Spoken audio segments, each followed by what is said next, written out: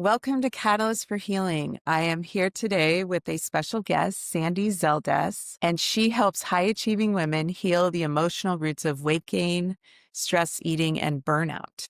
So, welcome, Sandy. I'd love for you to introduce yourself a little bit more. Hi, Maria. Thanks for having me. Yeah. So my name's Sandy Zeldes, and I have a long history as a chef, certified nutrition consultant, and advanced EFT practitioner for over 25 years now, and cooking much longer, actually. It's been over 30 years. Mm-mm. So I have a long history of being in kind of the health and healing world, and was just a little girl and really interested in cooking and healing and health. My mother was really an advocate. And then later in college, I studied medical anthropology, but the focus on why we get sick and how we heal. And even back then, I was, working at health food stores back when they were little corner stores, and now they're big, Right. giant warehouses, right? I've cooked at Whole Foods, Sur La Table back in the day, cooking classes, and just on and on. I have a long history. And then 20 years of working with clients in nutrition, especially eating disorders. My first job out of school was an outpatient eating disorders clinic, and I quickly learned. I mean, it sounds so obvious to me now, but I saw in the real world just how powerful the emotional stress really impacts us. And it's the driver. I mean, it's one of my mentors, Julia Ross, talks about it in terms of your neurochemistry and your emotional state can be more powerful than any street drug like heroin. And it's true. It's true. In practice, I see it as true. And so as a chef and a nutritionist and a massive food lover, all my life, I have many stories about that. We want to eat, we want to enjoy ourselves, we want to feel good. And yet we don't as women in our culture today. I'm talking about Western, successful, high achieving women. Not typically, but there's a good proportion of women that, even the more successful they are in their lives or their careers, or maybe they have a wonderful family, and they're great parents, but they just don't feel good in their bodies, and they're constantly dieting or cleansing or thinking they have to fix something, that something's wrong with them. And it's So starting that's younger and younger. I mean, what are you noticing? I feel like, it's funny. Sorry, it's really hot in my office. I'm just going to say it. If I start sweating, the Yeah. AC is not really doing anything. So it's why I'm still passionate about this work, because I would have thought that we would be moving forward. Right. In the 30 years plus I've been doing this, Yeah. I remember sitting in the chair in the therapy office. I was in a therapy office for the outpatient clinic, listening and trying to implement nutrition strategies, which work. They work. It's still a part of what I do. And I call it ancestral nutrition. It's very different. It's deep nutrition, not diets, not cleanses, not. So it does work. And there's super fast results you can get with like amino acid therapy, protein, and healing the root causes of the biochemistry, the neurochemistry. That's all powerful stuff, but it never circumvents the deep trauma if it is unhealed, in my Yes. experience. You cannot circumvent it. And so you asked me to tell my story when we were chatting before. Yeah. No, I'd love to hear your story. I think you want me to tell a little bit. So there's so many versions, like pieces, but the piece that I think relates to a lot of my clients and what I see women going through is, I knew so much, right? I had studied. I was a relative genius. I'm an encyclopedia of knowledge about nutrition and food, and I'm cooking for myself, doing all the right things, and I'm still hungry and I'm still critical of myself. So this is one thing I really do want to get across is, I was at my best, in my best shape ever, working out 6, 7 days a week. I remember it like it was yesterday. It was wasted on me, being so young and fit and wonderful. It's like if I see pictures, I think I looked perfectly fit, and I was achieving more than I ever had in my career. Just naturally, just by pursuing my passions and saying yes to things. And I dropped out of college to kind of complete, become a chef and do all these things. And because I was having so much fun and it was so profound, right? So much success. But I was, finding myself, I used to joke that I would binge on brisket. That's kind of another story. My story is about going from being kind of the extreme end of the spectrum, vegan and raw, and then I was starving. I mean, I was just starving all the time. And so, and I do consider it, I'm not trying to offend anybody, but I do consider it a bit of an eating disorder. I'm just going to say it. I do think it is. And from my perspective and from what I've studied, I don't see. So I would beat myself up about it. And so my first transition was going back to holistic nutrition school and, of course, learning foundational ancestral nutrition. Again, that's my term, but basic foundations. And What it does that worked. mean? Ancestral It nutrition. means universal themes to eating instead of diets. Like we all need XYZ. I don't want to go into the details here, Sure. but I don't think it's helpful necessarily because people take it like a diet. It's just foundations. And to me, it's kind of the regenerative farming movement it's a whole world that opened up for me going from being vegan to that. And it just freed me. It's the answer to saving the land so because I cared very much about all of that as well. So there's that piece is very, very strong and it's a big part of what I do. But then the other piece is, I still felt bad about myself. It didn't matter what I ate. That doesn't change just because we eat better and lose weight. I mean, people think it's a weight issue when it's really often, at least when it comes to this issue. I'm not talking about every weight issue under the sun. I'm talking about this specific issue when we're craving out of control and can't stop ourselves year after year. That's different. That's different. It comes from childhood. There's something going on. There's typically many different events. So trauma gets encoded by events. We think it's this global, it feels very global and overwhelming when we're feeling it. That's one of the symptoms of trauma. But actually, and I know this from working with clients, not just textbook, we encode by events. And so this is where one of the tools I use, EFT, emotional freedom techniques, which we can talk about more if you'd like. Yeah.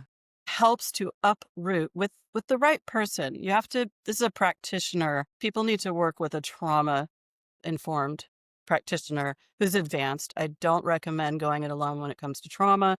And it's just too difficult and you're not going to get the right results and it cheapens the method. But using the method correctly, we can get effective elimination of all the emotional triggers around an event. And an event can be as small as, or in our mind's eye anyway, can feel as small as, something you would just thought, oh, it's no big deal. I even have one of these recently. I work on myself all the time when there's stuff that comes up. Yeah. That I had Can you always give thought, an example? yes, actually, I will. Okay. Some stuff is a little personal for me to want to share, but Whatever you're comfortable with. yeah, but there's certain events that happened when I was very young, really young, that, under 7, 8, the years that are really, really interesting to work with that I think a lot of people have a lot of layers over. This is why I call it's unconscious to us what we're dealing with. That's why we struggle. Right. That's why we keep doing the same habits over and over, is because it just is unconscious. And even I've witnessed it with myself. And they come up when they're ready, when Yes. we're ready, when we have enough space, when it's safer to kind of look at it, when we've healed enough of the other stuff, maybe to get to that one that we're ready to finally see. I mean, there's wisdom to how we heal, you cannot force it. We heal at the speed of safety, period.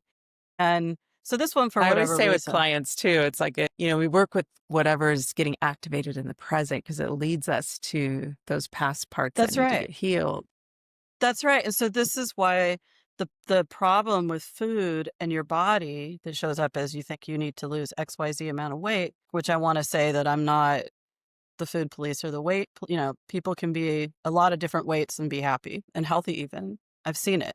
I look at blood work. So it's not about that. It's about how you feel about your weight. And so, but that's an incredible opportunity when you finally get fed up to go in and just release those thorns that they've been there all along. And we didn't really know how they were affecting us. And now we get an opportunity, and it was fascinating. I mean, just a simple event that happened to me that I've always remembered and thought about, but I had no charge around when I think about it, or just no emotional charge whatsoever. It was very hard for me to access, to be honest, because I had no charge. And the little girl in me, I couldn't access her, which was interesting because I'm good at that. And that's how far, buried she was, this piece. And I used to tell that story to friends and had no thought about it, like nothing. And then when I went in to look at it, it was like one of the most important things that kind of pulled the threads of a whole bunch of belief structures, um, it pulls it and slowly it dismantles a story you tell, like about yourself and about other people, your caregivers. You know what I mean? That holds them in Hmm. place as the idealization that you want to see, as kids. And I think so.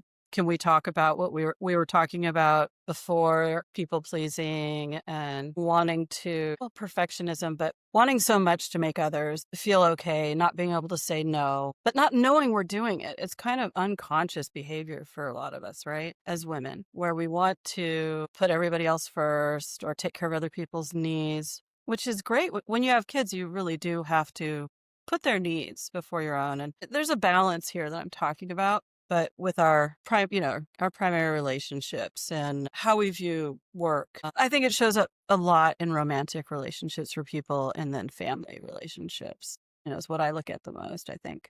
But it shows up a lot in work for the women I work with too, especially when it's their whole life, right? Like the CEOs or the executives, that's their relationships. So you see, like the root is a lot of times the people pleasing or the perfectionism, and then you can go back and figure out where that's coming from It's like a in leaf on a childhood. tree. Yeah, I it's like that I analogy. love that analogy, right? And I was thinking about this ancestrally too, which is a whole other story. We have the ancestral giant tree root of Yes. like the core belief of core beliefs of maybe your family lineage, if different lineages or one person who was really profound. I think personally it's my family lineage. It's really interesting actually. And the tree root, and it's so huge and it's so rooted. And then we regrow these leaves because we didn't even know this foundation is there. And we're all dealing with that, like ancestral wounding, ancestral beliefs. I mean, you think about it, we inherit the nervous system of our parents, and they inherited the nervous system of their parents. So whatever trauma is in the history gets passed down. Absolutely. And I think a lot of us, I mean, the people I like working with, I feel like they're the black sheeps. I mean, that word, I love that word actually. Or the scapegoats, I was a scapegoat. You know, it's a powerful position. We're the what's the word I'm looking for? We're Well, it's breaking, the breaking those patterns. generational cycles Yeah. because it's not working. And I think a lot of times it starts with acting out because you're no longer able to put on that facade of being the pleaser or the perfectionist. At some point, you break. Yeah, and it comes in layers. Yeah. There's layers in Yeah. life. I mean, I feel like healing is a process, but it doesn't have to be, I say that, but it also doesn't have to be a lifetime of like, you can get through a huge amount in three Yeah. months. Like I do a 3-month program that I don't think I've ever had a client. Maybe once they didn't finish, they stopped. But within 2 months, usually doing the deeper work of healing and releasing the core pieces that are activated for the cravings. Now, I will say I've had clients with a lot of early childhood abuse. And abuse is like, you could define a lot of things as abuse, emotional abuse being some of the worst, but the sexual abuse, that I feel like deserves more Takes longer. time. Yeah. Yes, because safety and the Yeah. feeling of you got to take it slow for most people. And that's only if it's early childhood. Later in life, abuse, I feel like I've watched my clients move pretty relatively quickly depending on their foundation. Yeah. So we're And all I always unique. explain to people again, I mean, healing, it's not linear. So it's like we circle back and like you said, it comes Totally. up with the life when you're ready for it to deal with the root. Absolutely. The But first pieces I also, worked with were there's no quick fix. I think it's like no, people want a quick fix. And I think your level of trauma and your level of attachment is really important exactly. to consider because if you don't have a secure attachment within yourself, that takes longer to develop with a provider, a sense of safety to replicate that in other relationships, right? To relearn the patterning and the healing at the root of all of this can obviously speed that process with the trauma work, but I think there's a significant amount of time it takes to develop secure attachments to be able to replicate that in the world. It can. It can. I mean, I think it depends on the person. It depends on the person, 100%. But that's usually related to levels of trauma as well, right? It can be, yeah, totally. Mhm. And I'm just thinking about clients right now, and it's been. I mean, I have to be honest. I think that knock wood, I don't see it as a time issue necessarily with some of the people I've worked with. It's more about the connection and the ability to let yourself go into a process. You know what I mean? Because EFT is not therapy. I mean, you're a therapist, but I'm not actually a therapist. I use surgical precision Yeah.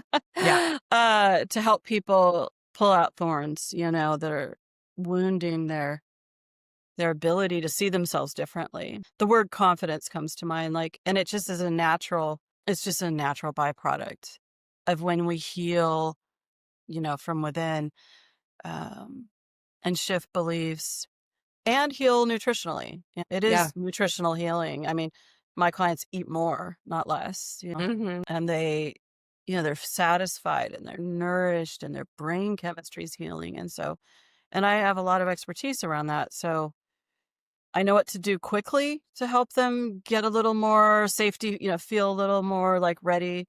Not always. Some people I had one client recently who I think with alcohol, it's different. Alcohol, I've noticed, especially, um, my clients don't always tell me about their drinking. But if someone's drinking daily and more than a couple drinks a day, that's a different pattern in my experience. And it's a lot more numbing Right. than food. So it's gonna be harder to do the work with them at the It deeper just takes level. longer. I Yeah. feel like it Yeah. takes a lot longer because you're really not conscious. You can't access as much. Does that make sense? Yeah. Yeah. And I work with And I people think as going they back are. to, like, the safety and security with you, like you were saying at the beginning, is critical in terms of you were saying, like, people sign up and it can be, like you said, in a shorter process, but it's so important for people to find the right fit people to work Absolutely. with.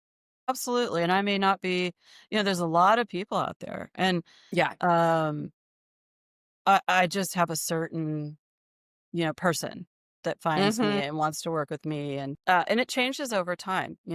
So, but I don't, how do I put this? So there's longer term work, which is like, the professional women I work with, I like to work with them a long time because they're working on their businesses, they're working on their marriages, they're working on their relationship with their kids. And that is where all this magic, there's so much magic that comes out of this.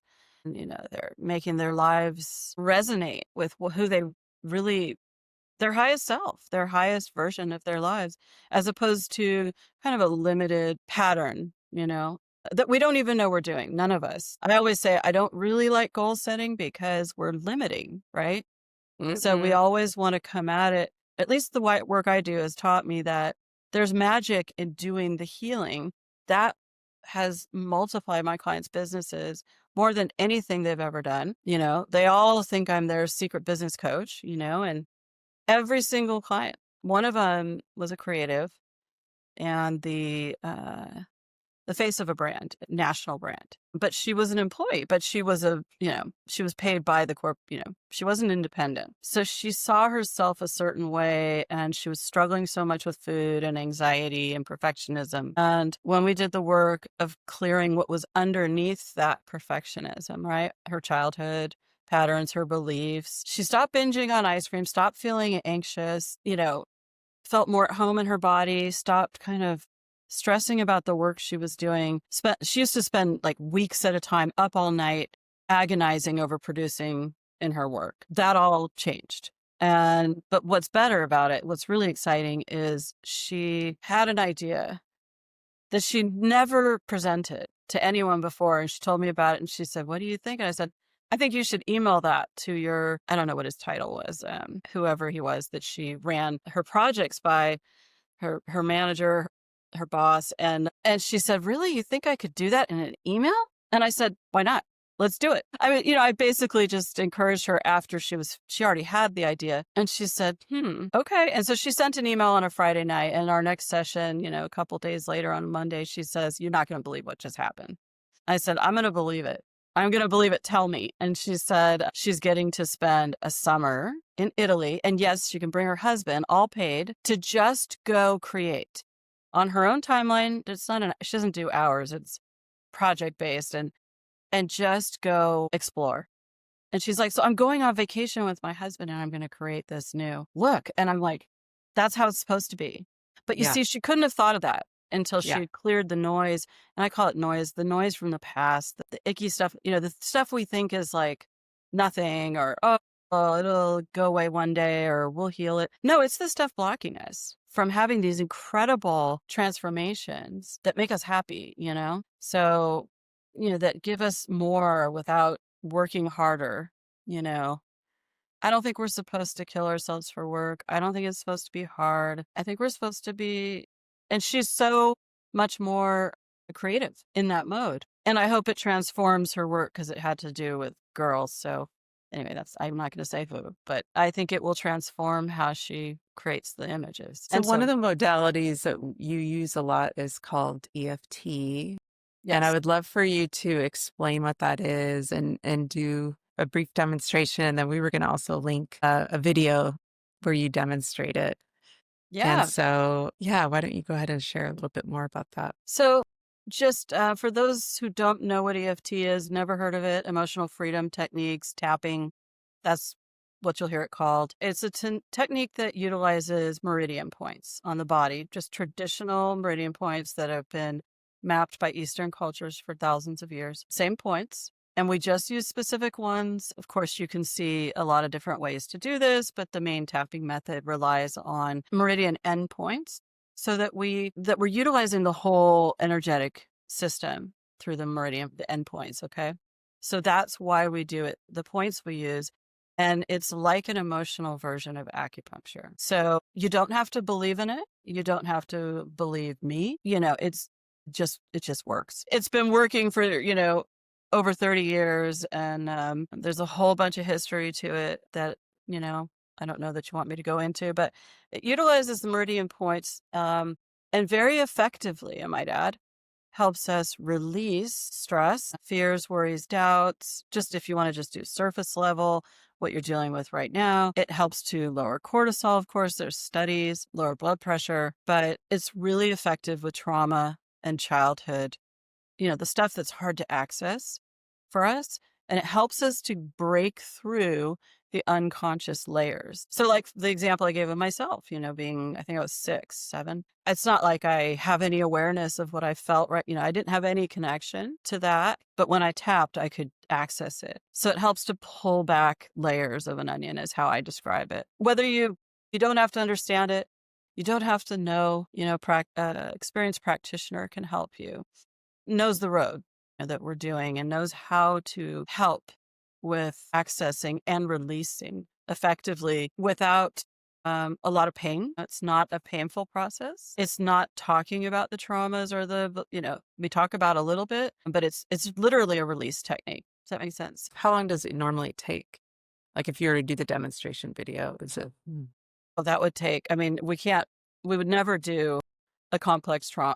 I wouldn't demonstrate. That's very Yeah, complicated and it's individual and it's unique. But to show you just tapping, I could ask you to kind of feel into something that's going on for you. We could do a couple rounds if you want to play. sure. Yeah. We'll just take like 2 or 3 minutes. Okay. Sounds good.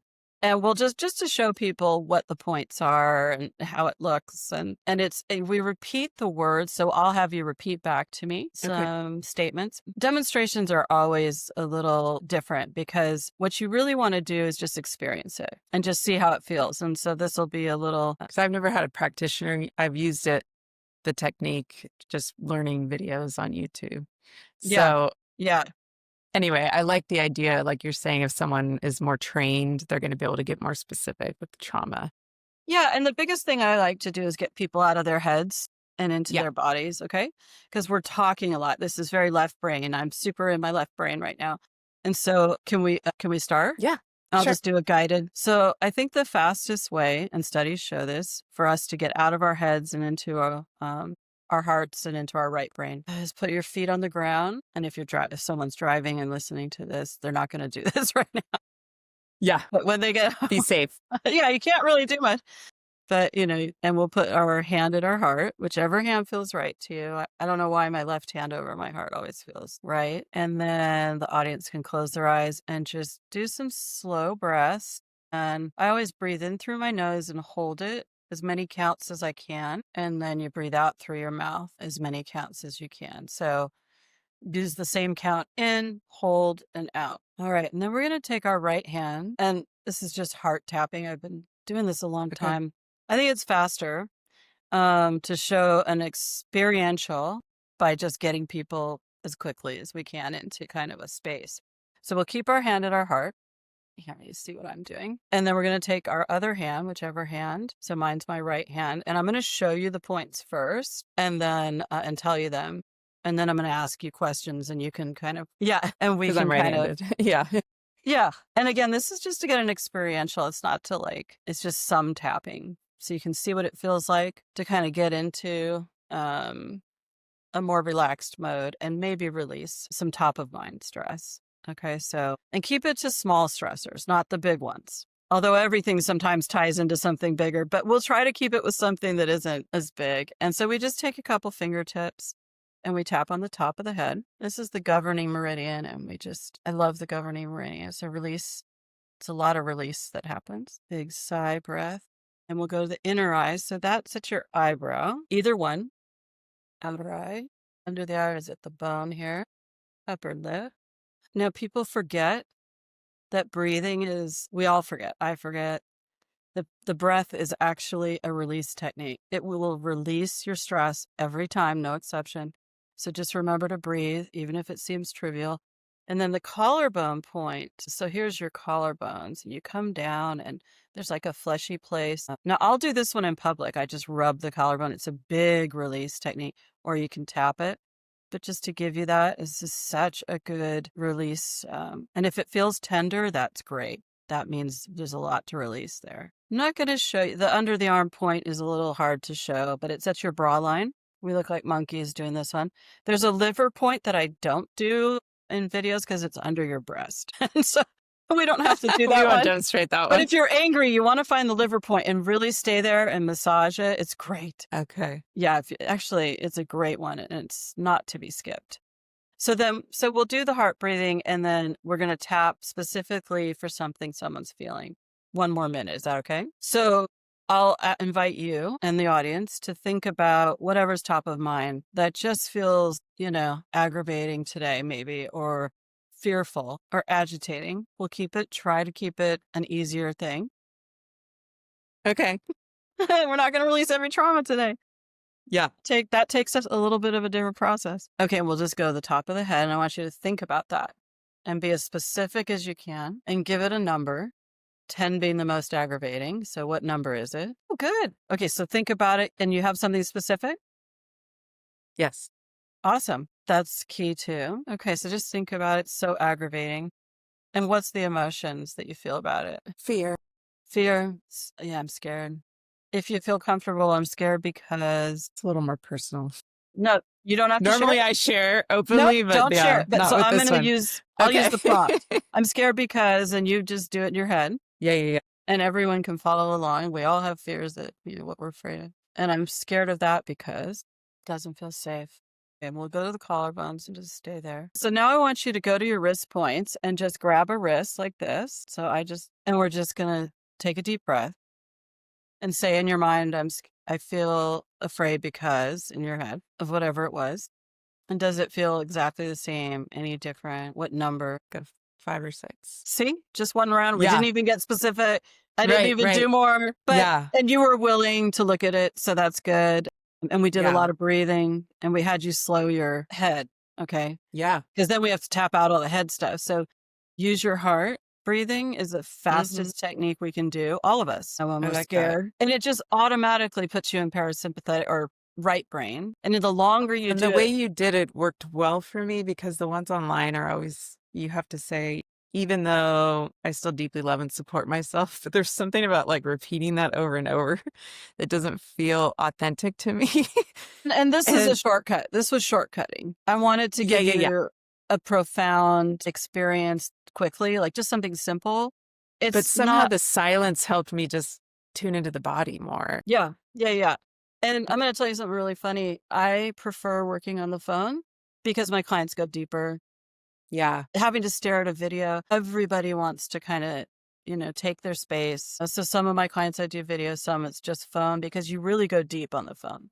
Yeah. That Um, makes sense. you're not self-conscious. Yeah, it's fast. So yeah, so that's just one example of what it feels like to kind of release something. And it Yeah. can be very quick, and it can also be a process when it comes to different patterns. Yeah. Yeah. Okay. I think we got to the end of it, but we're going to put in the show notes also your wonderful course that you have online that people can sign up for and how to contact you. And we will have more information about EFT if people are interested in looking and pursuing that. So anyway, thank you so much for joining us today, Sandy. And we will look forward to seeing you next week at Catalyst for Healing. Thank you. Thank you.